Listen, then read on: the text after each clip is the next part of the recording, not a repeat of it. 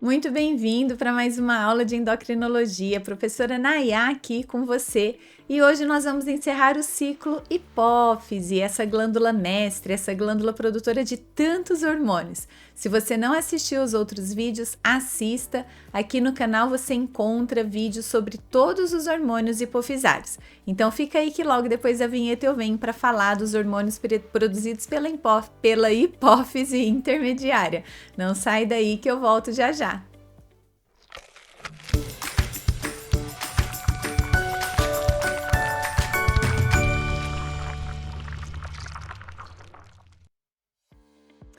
Aí, voltamos com a hipófise, agora para terminar essa glândula que já faz tempo que a gente está falando sobre ela, né? É uma glândula realmente bastante importante, como vocês já perceberam, ela influencia muitas outras glândulas corporais, influencia praticamente todo o desenvolvimento, toda a trajetória da fisiologia de cada uma das nossas células. Então, na verdade, o eixo hipotálamo-hipófise é um eixo bastante importante quando a gente pensa em hormônios. A gente vai falar então sobre a hipófise intermediária, que é a região da hipófise produtora dos hormônios MSH e das endorfinas. Olha nessa imagem aqui que dá para gente relembrar, eu já falei disso lá na aula de hipófise, mas dá para gente relembrar aqui nesse desenho a região da hipófise intermediária, lembrando que alguns autores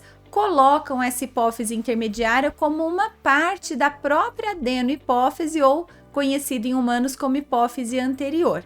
Nos animais domésticos a gente não usa esse termo anterior e posterior para hipófise, é mais comum a gente usar a hipófise na verdade, não é mais comum usar o termo hipófise, é mais comum nos animais usar adenohipófise, hipófise ou neurohipófise para essa hipófise que representa a posterior nos humanos e essa intermediária pars intermédia. Então, adenohipófise, neurohipófise e hipófise intermediária ou pars intermédia. E tem aqui em cima a hipófise que pertence ali àquela região de infundíbulo, que a gente não vai conversar muito sobre ela, porque não é uma região produtora de hormônios. Então, a gente vai encerrar falando dos hormônios produzidos pela pars intermédia, pela hipófise intermediária.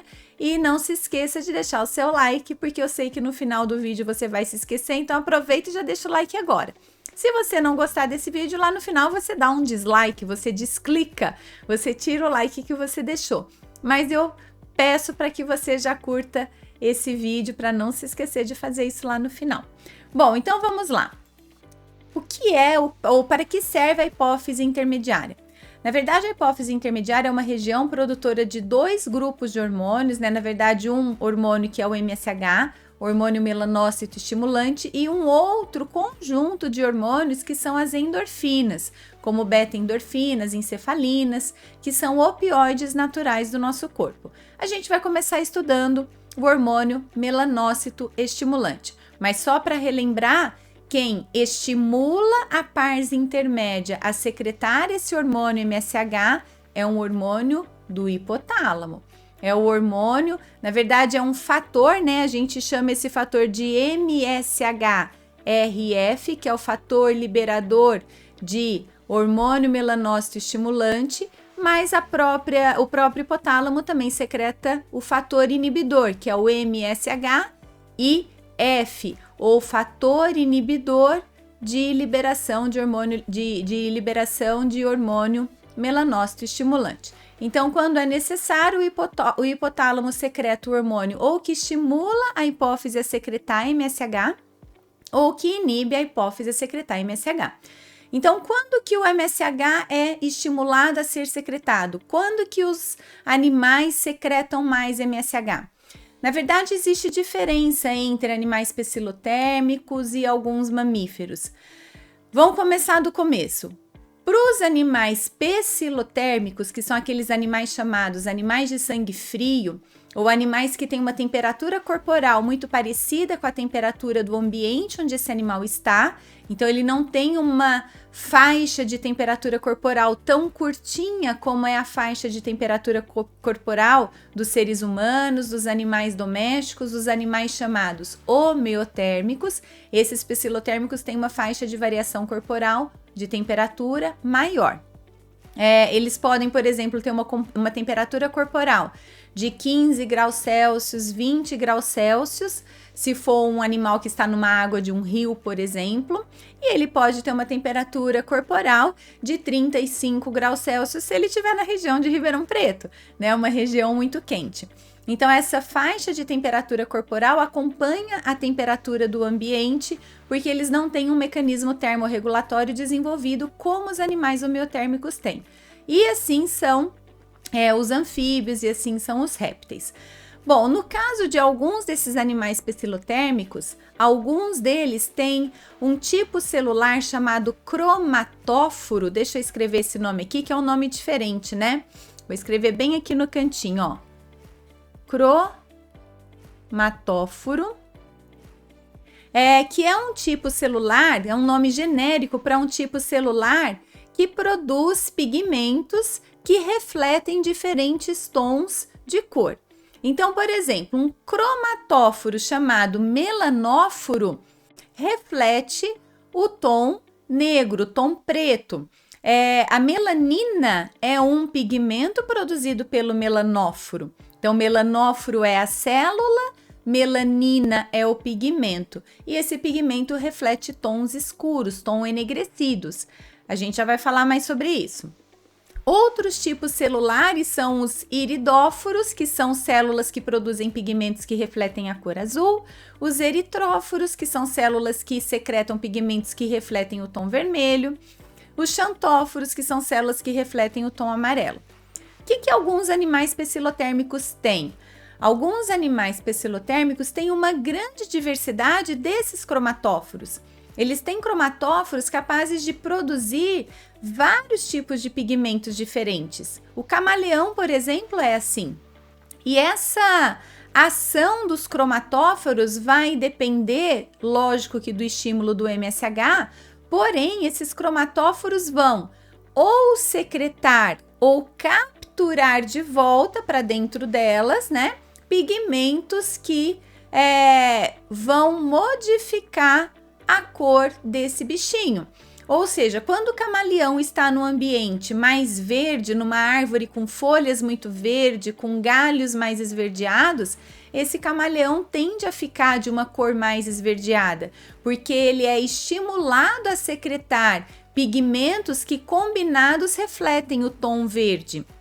Por outro lado, se esse camaleão está numa planta de folhas mais avermelhadas, esse camaleão tende a se mascarar no meio dessas folhas, porque ele secreta pigmentos, ele expressa, ele elimina de dentro do cromatóforo esses pigmentos que vão fazer com que o tom da pele dele fique mais avermelhado. E assim, se ele estiver numa vegetação de tons mais amarelados, numa vegetação mais de tom, de caule, de tronco de árvores, e rapidamente o camaleão consegue fazer essa ação de trocar de cor. Isso se chama mimetismo. Por que esse mimetismo acontece? Esse mimetismo acontece como um mecanismo de proteção, tanto para ele não ser caçado, quanto para ele caçar, né? Não só ele está fugindo dos seus predadores, como ele está passando despercebido pelas suas presas. Então, ele vai conseguir se alimentar dos pequenos bichinhos que tem nessa árvore, porque os bichinhos não vão conseguir perceber a presença dele. E, ao mesmo tempo, ele vai se disfarçar e fugir dos seus predadores. Então, os animais pecilotérmicos, de forma geral, eles têm uma maior quantidade, mais tipos diferentes de cromatóforos e conseguem mimetizar, conseguem se mascarar no meio de um ambiente, no meio de uma vegetação onde eles estão. O que vai influenciar essa mudança de cor? Basicamente, a temperatura do ambiente, a cor desse ambiente, a umidade desse ambiente, a iluminação desse ambiente são fatores que vão estimular o hipotálamo a secretar o fator liberador de MSH para que esse MSH, então, seja liberado da hipófise e atue nos cromatóforos, eliminando determinados pigmentos ou capturando outros pigmentos. O MSH, ele tanto faz o cromatóforo eliminar os pigmentos quanto capturar pigmentos, né? Tudo vai depender do local onde ele está. Então, ele vai capturar para dentro da célula aqueles pigmentos que não combinam com esse local e vai eliminar da célula os pigmentos que combinam com esse local para ele ficar mascarado. Agora, em humanos, a gente não tem essa diversidade de cromatóforos. Os humanos têm os melanóforos, as células produtoras de melanina, que dão o escurecimento da pele, principalmente quando estamos expostos à luz solar. Porque, na verdade, esses cromatóforos, eles eliminam os pigmentos de acordo com a temperatura, de acordo com a luminosidade, porque esses pigmentos têm um efeito de proteção de pele contra a radiação ultravioleta. E no caso dos humanos, é a melanina que faz esse papel de proteção contra a radiação ultravioleta que pode provocar câncer de pele, caso a pele, as células da pele fiquem expostas sem proteção por longos períodos, por muito tempo, nessa luminosidade. E aquelas pessoas que têm uma pele mais morena, automaticamente ficam mais protegidas, enquanto as pessoas de pele mais clara são mais sujeitas a desenvolvimento de câncer de pele, porque são pessoas que têm menor quantidade de melanóforos, produzem menos melanina, e essa é uma característica relacionada à genética de cada pessoa. Então, de acordo com a genética, algumas pessoas produzem mais melanina, outras produzem menos melanina. Mas os humanos perderam a capacidade que os animais pecilotérmicos têm de eliminar uma grande quantidade, numa rápida velocidade desses pigmentos. A nossa liberação, quando eu falo é ser humano, a liberação da melanina dos nossos melanóforos é uma liberação muito mais lenta do que a liberação dos pigmentos dos cromatóforos dos animais pecilotérmicos. Por isso que os pecilotérmicos mudam de cor rapidamente e os seres humanos não. Né? Às vezes eles ficam o dia inteiro ali no sol e a gente vai perceber a mudança no tom da pele no dia seguinte, 2 dias depois. Depende muito de quanto de melanina cada indivíduo produz. Ou só fica aquele vermelhão mesmo, né? Para quem não tem tanta produção de melanina. Os albinos são indivíduos que têm uma característica genética de não produção de melanina. Por isso que eles não podem de forma alguma ficar expostos à radiação solar sem proteção. Eles não têm pigmentos escuros no corpo, né? Por isso que o cabelo é bem loiro, quase branco, a pele é bem rosada. Então são indivíduos que sofrem muito com o calor porque não têm a melanina para protegê-los. Então, isso é o que faz o MSH. O MSH faz só isso, Nayá? Não. Em seres humanos também o MSH parece estar relacionado até o emagrecimento. Existe um hormônio liberado de células adiposas, um hormônio chamado leptina. E quanto mais célula adiposa, mais leptina o ser humano produz. E essa leptina, ela acaba estimulando a liberação e a secreção do MSH pela adenohipófise, e isso faz com que haja uma diminuição do apetite por um certo período. Eu não sei se vocês já perceberam isso com vocês, mas às vezes quando a gente começa a engordar, parece que o próprio corpo fala assim, opa, dá uma trégua aí que você está engordando, e a gente tem uma leve diminuição de apetite. Isso pode ser também, né, tem vários fatores, mas pode ser também uma influência do MSH. Ao contrário de quando a gente passa um tempo emagrecendo, às vezes porque ficou doente, e aí na sequência, por ter perdido o tecido adiposo, a gente parece que volta com todo o apetite, né? Com um apetite bem voraz para repor essa energia. Então isso também parece ser ação de MSH. O MSH, inclusive, parece influenciar a secreção de prolactina também. Então, o MSH parece estar diretamente relacionado ainda à secreção de prolactina, mas isso é mais em humanos, tá certo? Bom, essas são as ações do MSH. E as endorfinas? Agora você vai se surpreender. E as endorfinas? As endorfinas é um nome genérico, né, que a gente dá para um grupo de hormônios pertencente aí à classe dos opioides, que são analgésicos naturais. Então, beta-endorfina, encefalina, são tipos de endorfinas que têm um poder de analgesia muito grande. Quando o indivíduo participa, como a gente está vendo aqui, um leão cheio de presas, né? Então, quando o indivíduo participa de uma caça, esse animal que está sendo caçado, esse animal que está caçando tem uma grande descarga de adrenalina para ficar mais ágil, mais alerta, mas a caça também, as presas também têm uma grande descarga de adrenalina para ficarem mais alertas. Mas quando acontece do predador pegar a presa, por exemplo, do leão pegar a girafa, essa girafa vai fazer de tudo para fugir das garras desse leão. Mesmo que esse leão coma uma patinha dessa girafa, essa girafa, naquele momento que seria, teoricamente, um momento de sentir muita dor, a girafa não sente essa dor.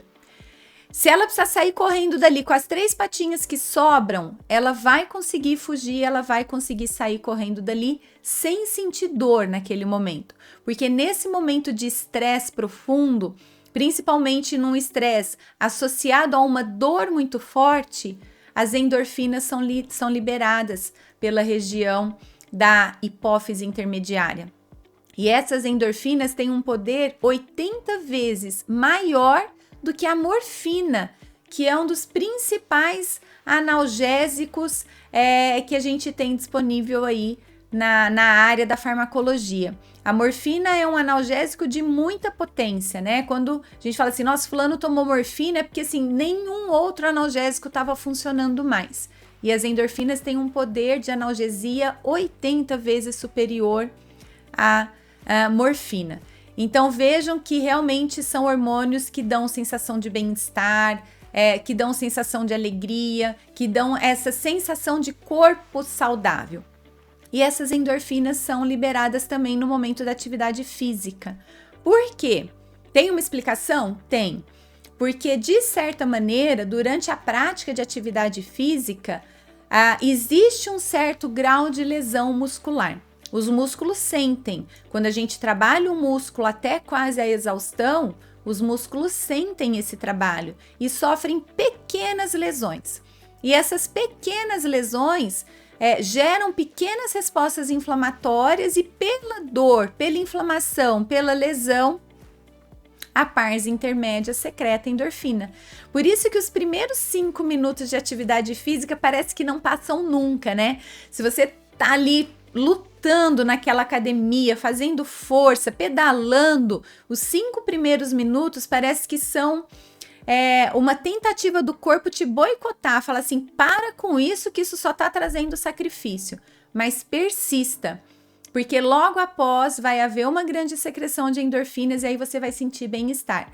Isso é tão verdade, e as endorfinas, elas meio que viciam, né? O corpo fica viciado em endorfinas como fica em morfina. Quem toma muito morfina, o corpo acaba se viciando nessa morfina.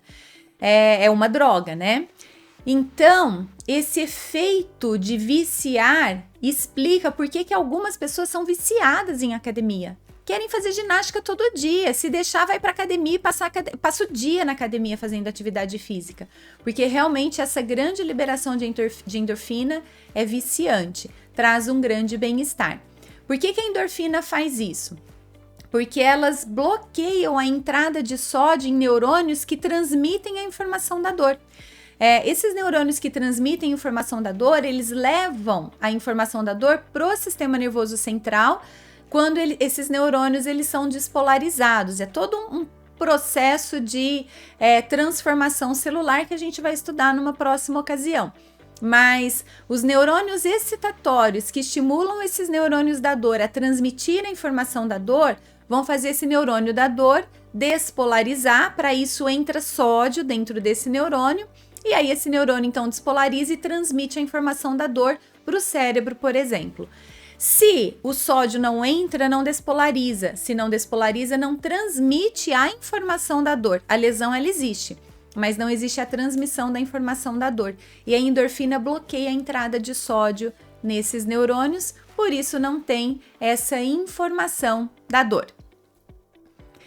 Me conta, você sabia disso? Você gostou dessa informação? Então é o que eu sempre falo, né? Se você gostou, não se esqueça de deixar o seu like, de se inscrever no canal, de enviar esse vídeo para os seus amigos, de ativar o sininho para ser notificado, de me achar aqui nas minhas outras redes sociais, porque eu sempre coloco material para você ficar mais atualizado, mais por dentro, ter mais cultura e mais conhecimento sobre a fisiologia do seu corpo e tantos outros assuntos. Afinal de contas, a veterinária é muito mais ampla e surpreendente do que você imagina. Então fica ligado nos próximos vídeos e já já eu te vejo. Bye, bye!